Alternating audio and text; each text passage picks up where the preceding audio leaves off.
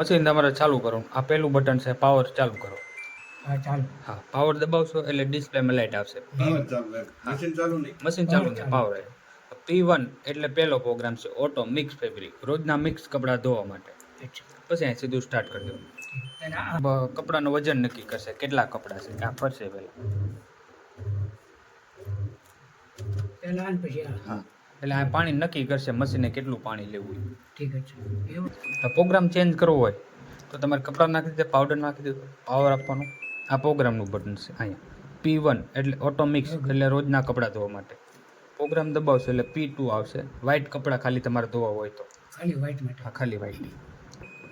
પછી 3 નંબરનો પ્રોગ્રામ છે રિપીટ. અડધી કલાકમાં કપડાં તમારા ધોવાય છે. બહુ મહેલા ન થાય ને ઓછા ટાઈમમાં ધોવાય એવા, 30 મિનિટમાં. હા. પછી 4 નંબરનો પ્રોગ્રામ છે બલ્કી, વજનવાળા ચાદર બ્લેન્કેટ એવા કપડાં કાંઈ તમારે ધોવા હોય તો 4 નંબરમાં 1 કલાક ને 14 મિનિટ ટાઈમ લાગશે. 5 નંબરમાં છે ડેલી કેર અથવા બેબી કેર, ભરત ભરેલા અથવા નાના છોકરાના કપડાં એવું કાંઈ હોય ને તો ડેલી કેટમાં 5 નંબરમાં રાખવું. પછી આવશે 6 નંબર હુલેસ, આપણે શિયાળાના ઉલના કપડાં હોય ને જર્સી ને એવું કાંઈ તો 6 નંબર. હવે ડીપ ક્લીન છે, કપડાં તમારા બહુ ડાઘાવાળા એવું કાંઈ હોય ને તો 7 નંબરમાં નાખવું ડીપ ક્લીન.